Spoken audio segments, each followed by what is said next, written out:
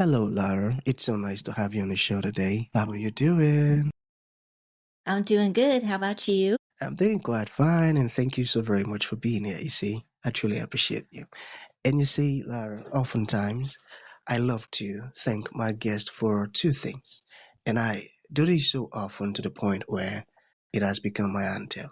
So, firstly, Lara, I want to say thank you so very much for investing in yourself.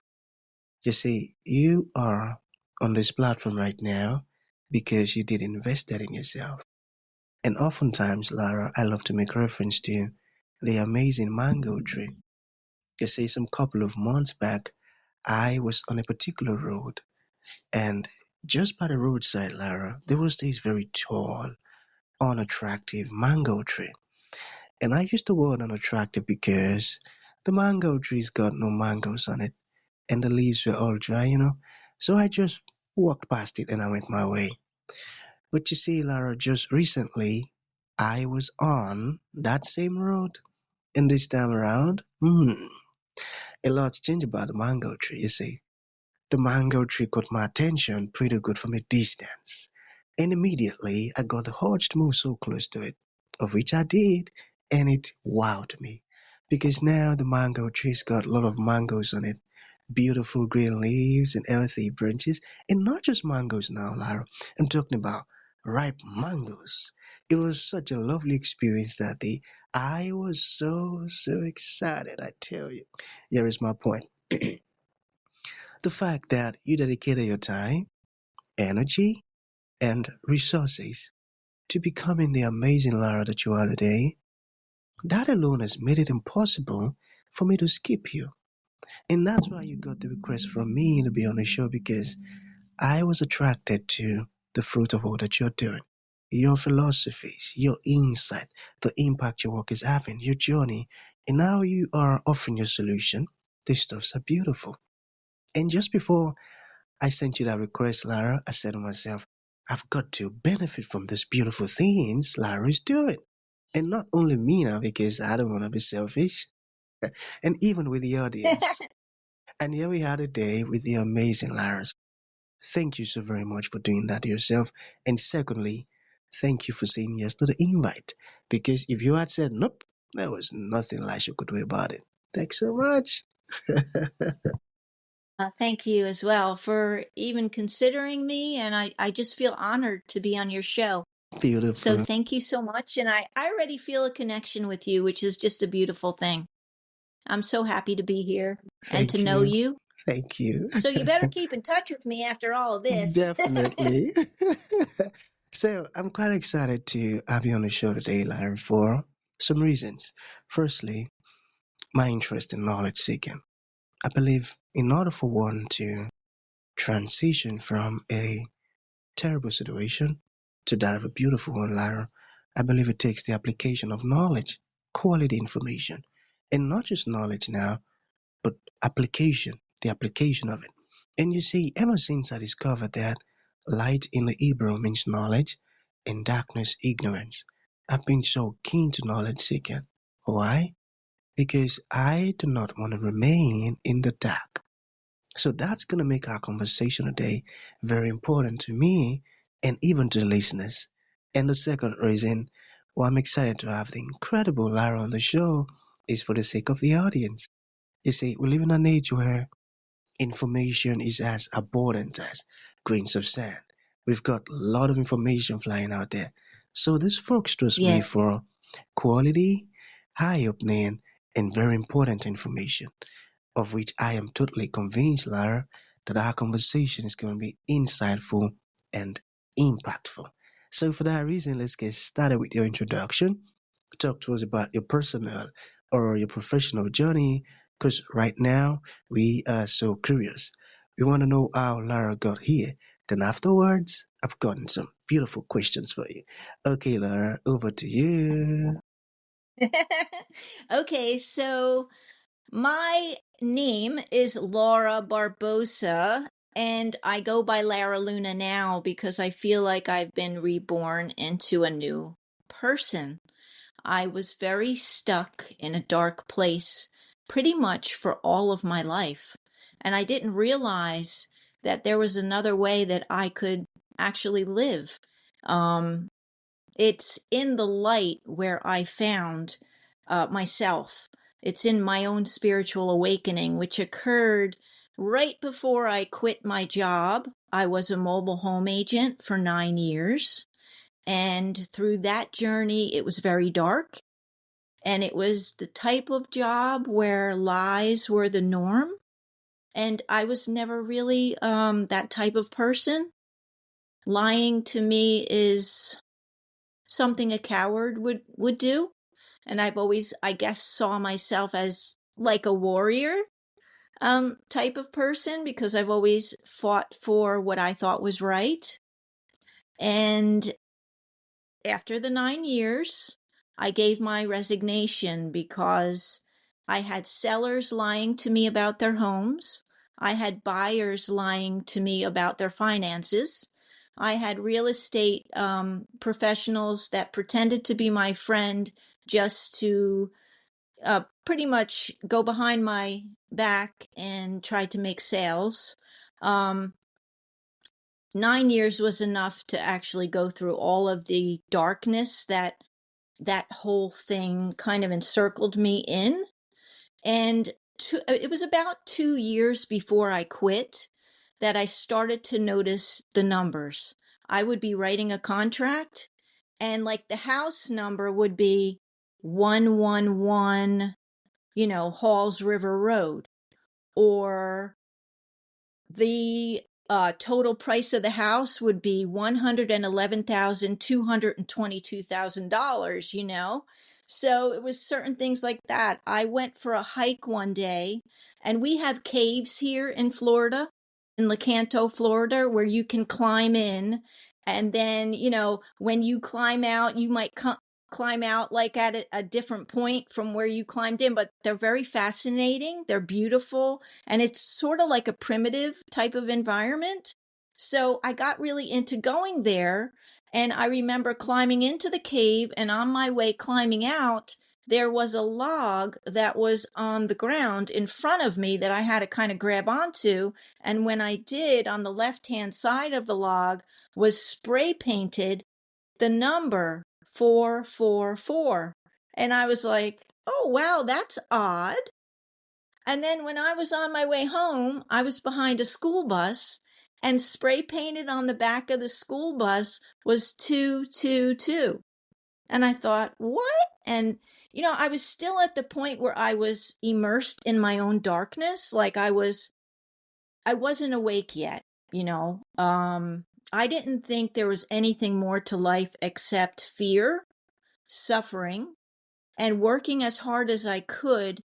And that's when I went to the back of my lanai where I live, which is on a canal in Florida. And I have all trees back behind my house, and a lot of alligators too, which is kind of cool. But as I was as I was staring out there, I just got really depressed, and I said to God, "What am I doing here? Why am I at this job that I really don't like? I feel like I'm wasting my life, and I'm not doing any good with my life. I'm not helping anyone. I'm not, saving lives like some other people do. Like, what is the purpose of my life? Who am I?"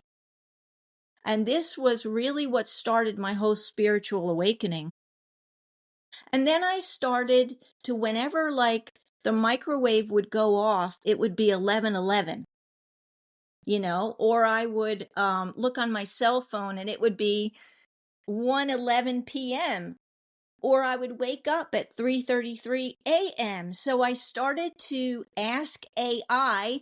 I know that some people have different kind of thoughts about AI, but I do use it, and just for information. But I was looking on Google, and I was asking AI, what does 111 mean? And it would come up with a message. And then I would ask it what all the other numbers meant. And then I started seeing the numbers everywhere, every day. Now I'm seeing them 6 or 7 times a day, and they all mean something. What AI is doing for me now is it's kind of saying, well, if you had this experience today, maybe that angel number actually applies to whatever you're experiencing right now, which is what I started to kind of go through in my mind and figured out that, oh, that's weird or true or nothing's a coincidence because I never believed in coincidences anyway. So it must be a synchronicity, right? So I saw 111 at the time that I was thinking about a certain something, and it was a message from the universe, I believe.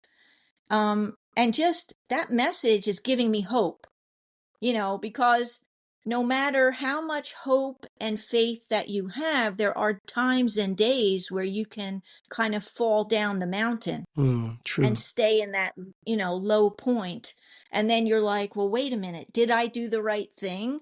I quit my job. I'm living on my savings and I am following my passion without any insistence on the outcome.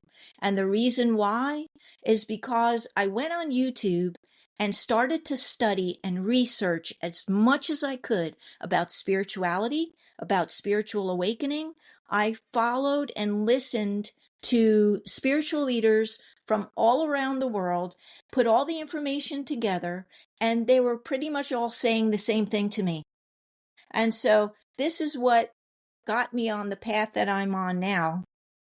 And so Amazing. now I follow my passion without any insistence on the outcome, even though I have right now, there is no income coming in because I'm living on savings and my belief and my faith in the universe and faith in God really to um that my purpose is what I'm following. That's really the most important thing here. I'm not going to sit here and worry about, oh, I don't have enough money like probably in 3 months. Instead of doing that, I'm going to keep going forward because as I'm going forward towards my soul's purpose, which I believe is getting these messages out into the world, as you and I were just, speaking about, through my book and through my podcast in a fun, spiritual way. So, can you mix fun with spiritual? Yes, you can, because they kind of are related to each other, right? Right. So, yeah. So if I introduce angel numbers in a fun way, then maybe someone that is are they really are seeing these angel numbers. I've met people that say to me, "Hey, I see those numbers too." There was a woman that just bought my book and she was walking in the park and she said to me, I thought the book was going to be about your funny podcast, but it actually was unexpected. It was really not like the podcast funny stories, although there were funny stories in the book, but she said it actually changed her whole outlook on the way that she looks at life now Uh, because it opened her mind and it opened her eyes, and she said she didn't even notice she was seeing the angel numbers. She started to look up the meanings, and the guides to the angel numbers are actually in the book. There's a little guide to some of the angel numbers that they can keep with them, and then they look them up, I guess, as they see them. But it helped her because she's a woman living alone that just lost her husband. She didn't have any hope. She was alone. But the book kind of makes you realize and that you're never alone because the angels are always around you. You're connected to something more than what you think you are right here in this realm, in this life. Like I'm Laura here, but I'm much more than Laura out beyond this earth, as they call the school, right? The great school of earth where we learn things and then we go on to, um, you know, we are yeah. really the soul. We are not a person that has a soul. We are the soul that is forming this person, and we're in earth school is what I believe. So I kind of make it into a fun story and introduce the angel numbers and introduce basically spirituality that way. And people don't mind learning about it that way instead of having someone say, well, this is what spirituality is about, and you have to follow these rules. Or, like we have a lady down the road. She has read the Bible and she, quotes every chapter from the Bible to everyone that passes by her house, whether they want to hear it or not. That's not what I would ever do to anyone. I mean, the podcast and the book is just, if you wish to listen to it, then that's wonderful. But I'm not imposing myself upon you. I just care enough to want all of us to be unconditionally loved and happy. That's what I want for all of us. I don't want us to live in fear anymore. I Mm, don't want the old, that old belief system of you must suffer, you must be in fear, you must be afraid of this. I'm not really a news watcher, so I stopped watching the news a while ago because there's so much sadness and tell you. probably other things that are going on out there that we need to go into ourselves and find our peace. The peace within us, the peace and love is what we need to spread with each other, especially today, Especially because we today. really, especially today, and the message that I usually get from the other side, like I will be having another book coming out, which will be, I have automatic writings that are probably 4 notebooks. There will be another book on that, but I don't think anyone's ready for that I know of right now. But in the future, it will be coming out. But the one message that I always get when I do meditate and I am in that state of peace is, you know, the all is the one is the all. We are all one. And so I really believe that. And I guess that's the main point of what's going on here. I'm even going to say I'm not the one writing this book. And I'm probably not the one doing this podcast. I think it comes from my higher self, even higher than that. I think there are angelic forces that are helping me do this because I was an artist. I guess I'm always an artist, but I was a painter for 25 years on eBay. And I sold many paintings, and that's what I thought that I would be doing now. In fact, I have a whole room of paintings, but something happened to me and it came inside of me and out came the book and out came the podcast. I even have a cousin that said to me, he goes, "Are you?" I mean, I don't even know who you are. Did you really write the book? I'm like, well, yes, I guess I did, you know? But and I used to say this about my paintings as well. I used to say the same thing. I didn't paint that painting. That painting came from somewhere else. And that's what's happening here. This is actually stronger than that. This is something so strong, I can't help not writing the book. I can't help not doing the podcast. I have the older generation that's in my park that waits for the little funny podcast to come out. That's what, 12, 15 minutes where you have, the sheriff or the Navy guy with their girlfriends from the villages and all that funny stuff going on in the 55 plus park. They wait for that every Tuesday and Friday because they actually get a little bit of enjoyment. And it's not like anything bad. It's not like it's clean, just happy, fun stuff. And it's low budget. And I tell that to everybody because it is. All those little sounds that you hear is like free iMovie stuff. And, it's not like a big production, but it's definitely Trailer Park Angel stuff. That's for Mm, sure. that's for sure. Amazing. Yeah. And you see, I tell you, it's beautiful what you're doing. And the fact that you keep doing it and you're not getting discouraged, that's amazing. And secondly, you're functioning in your purpose. And if there is one thing I know about purpose, that is our provisions lies within our purpose. Once you discover what you're born to do, in it is everything you need to carry that purpose out successfully. So Yes. you left your job and now you're concentrating on what you were born to do. I tell you, it will always attract everything you need to make it a success. So you're doing a fantastic one, and you've answered almost all of my questions except one. Okay. Okay. So, what advice do you have for new writers or storytellers? Right. So this is really, I mean, I wrote one ebook just as like a practice before I did this. And Amazon has that KDP select where you could publish through Amazon, which for me was easy. A lot of my friends told me that I needed to get an editor, but I didn't have the money for that. I don't have any extra money to spend on really anything except the things I'm doing now. So I instead used AI to format a lot of my sentences. I didn't use AI to write it, but I used AI to help me with formatting because I am not an English major. I did not go to college and I did not, study in anything about writing. So, I just went with my inner feeling, wrote everything down, and then I formatted it with software that you can get. There's all kinds of different software that you could use to help you with like pronunciations. I probably read it over about 10 or 12 times just to make sure the spelling was right. And I used Atticus, which was really easy because you can put your book into Atticus and then it kind of does the chapters for you. And you can, if you wanted to, upload it right into Amazon, which was so helpful for me.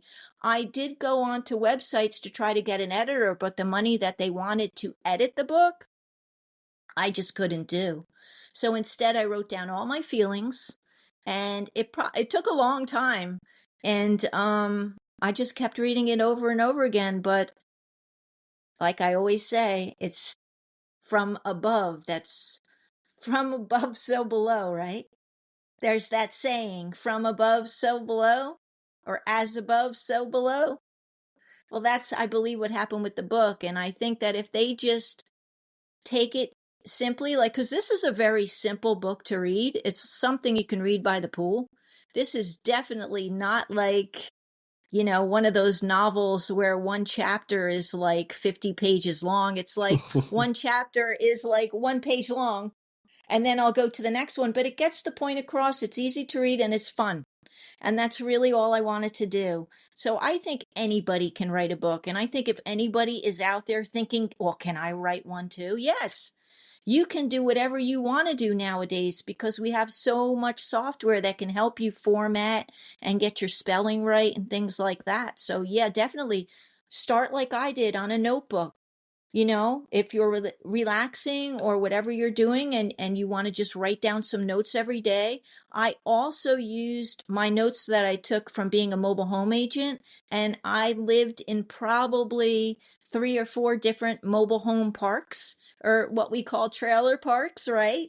So I took my experiences from that. You got golf cart parades, swimming with the manatees, ladies wine night, right? You got all those crazy stuff that happens, like older guys that wind up being like flashers or something like that eventually. You've got all that funny stuff that actually really does go on in these parks, but you can make it funny. But I think in anybody's situation, follow your passion, which is, what do you love to do? That's what you should focus on, because I believe whatever you really love to do is what you're meant to do. And like you just said today in this podcast, if you go towards, your soul's passion, then that's probably the right path to be on. Beautiful, beautiful, beautiful.